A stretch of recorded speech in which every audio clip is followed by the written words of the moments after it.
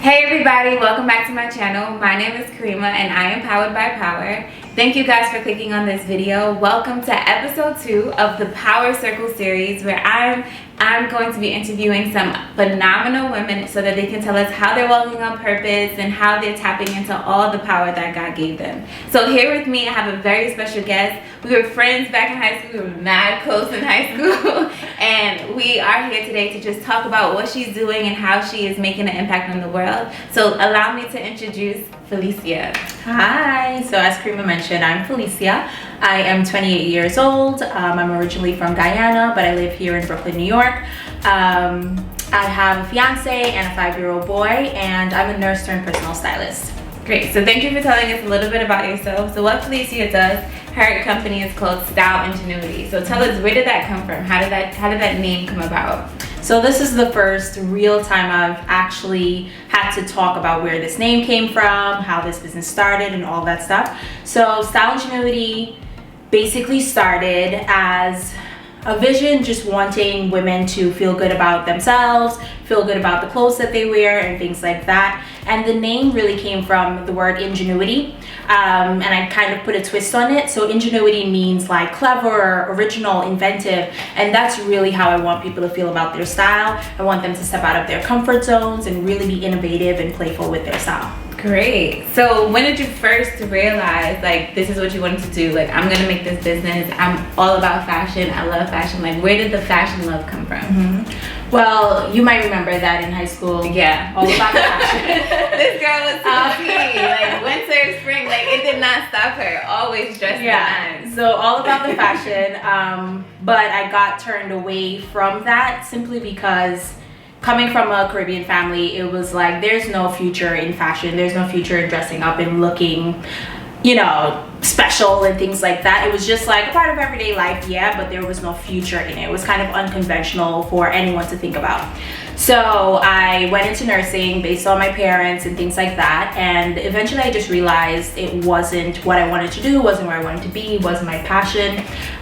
So that led me back to exactly what I always had a love for, and that was fashion.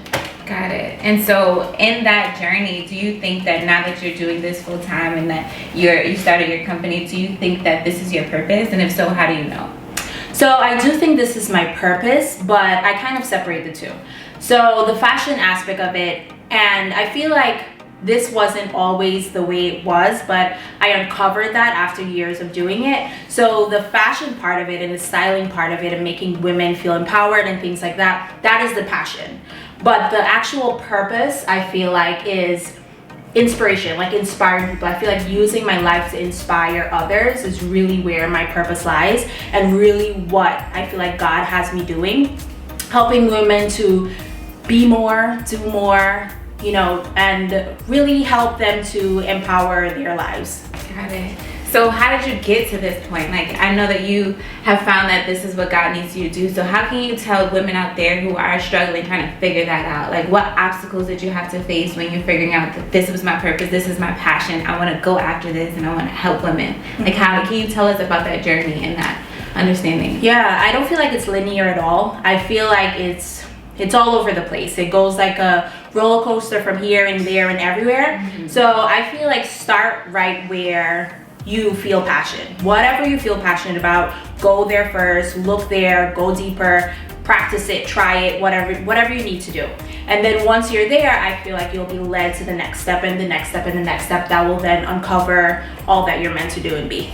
Got it. That's amazing. Definitely, like, always try to find out whatever you love, whatever you like actually love doing that doesn't feel like a job. Usually that's where your passion is. And that was what fashion was for you, right? Yep. So what is your favorite thing about it? Like, what is your absolute favorite thing that you love about fashion? That's a loaded question because I feel like it's, as a whole, I guess in general, it's really about how playful you get to be. You really get to express yourself with like fashion. And when I say fashion, I mean like style. So fashion is very, very broad. It's like the trends and the runway and this and ready to wear and just high fashion and things like that. But where the expression lies is in style. So finding what exactly you like, how you like to wear it, figuring out your body, and clothes really can help you to love your body more and all that stuff. So I feel like that's where, you know, my love for it comes in. That's amazing.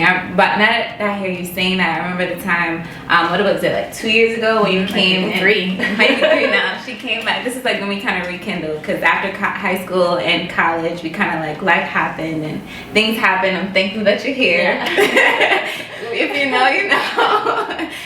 And she came to my house and revamped my entire closet. Like, we took everything out, we put things together, things that I didn't even know that could go together. I'm like, wow, I had this, like I can put this with this. Like, that's what she did for me. And hearing her say like it's about style and what you feel comfortable with, she helped me to figure out what my body type was. She took measurements of me. She made sure that I had the right undergarments, like all of those things. So can you tell us about like those things that you do for women, and like how do you know, like what do you have to do when you want to kind of like revamp your style? Like what's the process? So I would definitely say it's always about starting right where you are. So people oftentimes go shopping and they're like, I just need stuff, I need more clothes, I need more things to then look the part, to feel dope, to feel the way that they want to feel. But that's not the answer. It's really figuring out how to wear the things that you have already in your wardrobe. It's about, like we talked about, figuring out your body type and things like that. Taking a step back and do foundational things first.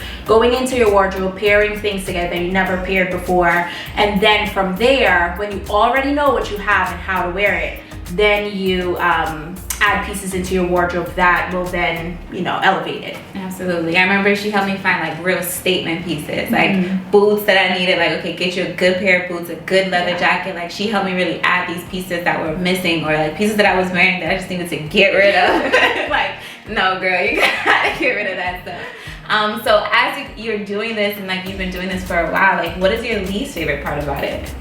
So I think my least favorite part is the whole trend thing and the saying that, you know, there's rules and that there's things that you have to do to be stylish, or you have to shop here, or you have to be this thin, or whatever the case is. I feel like those restrictions on it make it bad, and sometimes make people not even want to jump into fixing their wardrobe. So I think that's probably my least favorite part. So would you say that you like to kind of like pair like really expensive things with really like inexpensive things, or do you have like, I go here more? Like, what are your favorite places to shop? I'm somewhere in the middle. So I buy a good expensive piece when I just feel like it's really worth it. Like, it's super unique, I won't find it anywhere else, and that's when I go for that. I'm not too into like my entire closet needs to be expensive or name brand and things like that. I really do play with, you know, the lowest of the low, the highest of the high, somewhere in the middle, all that stuff, because again, it's really about style. Got it. Okay. And so like, what do you think that you get your most inspiration from for your wardrobe, or like if you're working with a client, how do you find inspiration for them? Like, talk to us about where your inspiration comes from. Yeah, so I feel like my inspiration can come from honestly anywhere. The client of themselves, if I'm working with someone, the client of themselves inspire me. So I kind of look at what they're saying, who they are as a person, the things that they like, they're attracted to, the colors. Right away, you just hear in people's voices the colors and the prints, or whatever the case is they're attracted to. And that alone inspires me. Sometimes they give like visual boards and things like that, and that helps, but just hearing them talk is really what, you know, sets me on fire basically. And for myself, when I feel like I'm lacking inspiration, or I feel like I don't know what to wear or something like that, I think I just go rummaging through my closet and trying things on, and I feel like I need a refresher and pairing new things together and stuff, and that really helps to, you know. That was actually going to be my next question. Like, what do you do when you feel stuck? Like, so I know us females out there, especially when we're going on dates and we're like going out somewhere and we don't really have time to shop. Like, when we feel stuck and we don't know what to wear, we don't know how to be creative. Like, what are your suggestions that we do? Yeah, so again, go into your wardrobe. And so here's a tip, by the way. So things that you have worn in your wardrobe, if you can go to the front of your wardrobe and put like a little, I don't know, ribbon or a tie or something in the front. The things that you have worn a ton recently, put those closest to the ribbon. The things that you don't wear at all, push them to the back. So the things that you do wear a ton, kind of try to see like, okay, so I wear this a ton. Let me see how I can pair it with these things in the back here. You know, just to trigger yourself and give yourself some new ideas. Because if you're always wearing the things in the front, you're just gonna leave the things in the back and you won't find new outfits all the time. That's a great idea. I'm actually try that. I remember the last time we worked together, what you had me do with my closet was like color code things. Yeah, and like put the seasons with the seasons. So like right now I have like the winter and fall and the summer and spring on both sides of my closet. And so that actually is a great tip to kind of see where you spend most of your time. Like this is the clothes that I go to. So I'm actually gonna use that. Ladies, you're welcome. And let me just say, Karima has definitely evolved a lot in her style, and I like see it in her. So from where we started, I remember a word that she used was dope. She wanted to feel dope. I'll always remember that, and I think she's there. Don't you guys think so? Thank you so much. I mean, so much coming from her, because this girl from high school was wearing like, how did you even get that? Like, where did you buy these things? Like when I tell you every day, there was not a day. Like sometimes I came to school looking crazy, like sweats or whatever. Never ever was you catching her lacking, like ever. So that's amazing coming from her. So moving on, what do you think is like your biggest motivation? Like where do you pull your motivation from? What inspires you? Where do you get your motivation from to like kind of like keep you going? So if I'm being honest, motivation for me is probably the biggest struggle that I encountered. I feel like being an entrepreneur, being a business owner, whatever the case is, motivation has been my biggest hurdle. Simply because coming from kind of this like routine life of like academia and then into the work life and things like that, it just felt straight and narrow. So after I left like all of that life, going into this, I learned a ton about myself. Like I wasn't structured, I was a horrible boss and things like that. So just like having to pull my own motivation out of thin air when there isn't someone, you know, on my back telling me you have to get it done, there's a deadline or whatever the case is. I had to learn how to stay motivated. And I feel like some things that do help me, even though I'm still learning, some things that do help me is just like taking time in the morning to tap back into the purpose, the vision, why you started this, the idea behind it. If you're, you know, a person who's connected with God, like I am, like you are gonna pray, you're gonna journal maybe and things like that. And I feel like those things keep me grounded and they help to pull me back when I feel like I'm like slipping away. That's great, especially because this is definitely a faith-based channel. You guys already know how I do. I'm trying to make sure that I bring how dope God is to the world. So that's amazing, like finding that motivation and just pulling from that source, that love of God, and just spending time with him, especially in the mornings. That's great.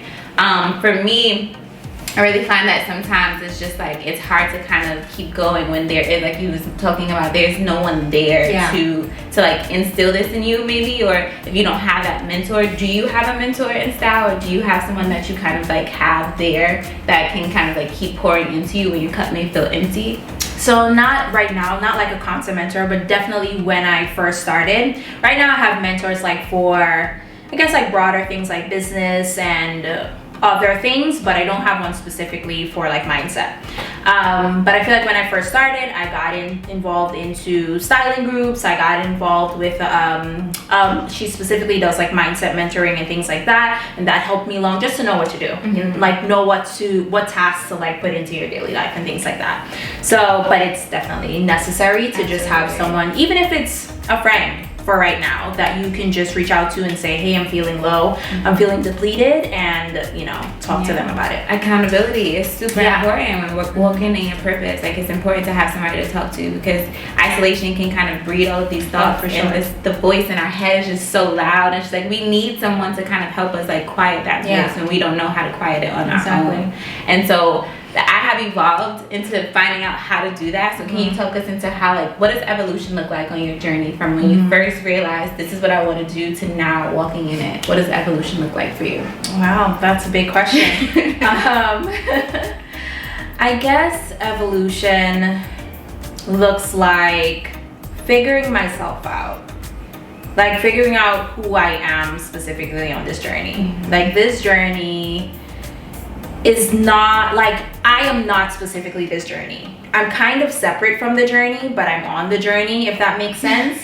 So it's like figuring out who I am specifically in it all, and how I could then use that and add it to the journey. So like I mentioned before, it doesn't feel like one straight and narrow path. It feels like it's all over the place. I have good days, I have bad days. But I feel like figuring out how to have more of the good days is what evolution looks like to me. Like figuring out how to leave negativity and go more where the light is what that looks like for me. That's great. More where the light is. Let's just follow the light. We are the light. We are the salt of the earth. So that's amazing. So we're coming towards the end of this interview, and I just want to see, like, if there's anything you can tell someone who may be struggling with their style, who may be like struggling with figuring out what their purpose is, or struggling with just taking that first step, like just like, this is what I know what I want to do, but I don't know how to start. What would your advice be to that person, that woman who's like, my wardrobe is right now, I kind of want to, you know, like, what would your advice be to that woman? So again, start right where you are. I can't stress that enough. Don't go looking outside of the closet that you have right now. So you have to figure out what you have again and how you can mix and match them in new ways, and then also try as best. There's other resources. I mean, you can work with a stylist like me, of course, but there's other ways that you can figure out your body type. Pinterest has like a lot of good tips and tricks on how you can do that. There's 5 different body types, so make sure you figure out yours by taking your measurements, and from there you'll know what kinds of things you need to pair on your body in order to balance your shape. So I feel like those 2 things. And so once you know the foundational things like that, then going into your wardrobe and pairing things together will make sense. Amazing. So I will definitely have all of her information down below, how you can contact her, how you can keep in touch with her. She's definitely open to working with new clients, right? Yep. Okay, great. For sure. So if you are interested in getting styled by Phylicia, look down below in the description box. I'll have all her information. Can you let us know, like, what can we look forward from you in the future? Like, what are you working on? What are your new goals and aspirations for 2021, things like that? Yeah, so I definitely want to start a rental service, so a fashion rental. I feel like the industry is definitely still lacking all sizes, so from straight sizes to plus sizes and things like that. So I want to have a fashion rental where it's like sustainable, plus there's like size inclusivity available to everyone. So that's the direct next step for us. Okay, and when you say rental, like, people will be able to go there and like search for clothes and have to bring them back, or like, what do you mean? Like, so if you guys have ever heard of Rent the Runway, for instance, very similar to that, but it will be mainly like emerging designers and be about discovering new brands out there. And again, the size inclusivity is the much bigger portion of it, because these other brands usually do not carry, you know, size 26 and these kinds of things that women do need out there. Okay, great. So no matter what size shape you are, what body shape you are, like, what you can expect from Phylicia is to work with you where you are, start where you are, build from that foundation, see what you're already working with, and then go out and get some statement pieces. So if you're interested in doing any of those things, make sure you check out the comment box below, okay? The description box below. It'll have everything that you need to stay in touch with her. And if you have any comments, if you have any questions, feel free to put them in the comment box. I already asked you guys to keep engaged with me, and I'm going to, if I can't answer a question that you asked about Phylicia, I'll see if I can get her to answer it for you guys, and just, you know, continue the conversation with us in the comment box. So thank you so much for tuning in to episode 2 of Power Circle series. Thank you, Phylicia, for being here. This is amazing, y'all. I don't even understand how like evolutionary this is for me to have her here in my living room after like all we've been through. So God is really like a redeemer. So I'm grateful for this collaboration. I'm grateful for all the wonderful things that you have in store, and make sure you check her out, okay? Be powered, guys.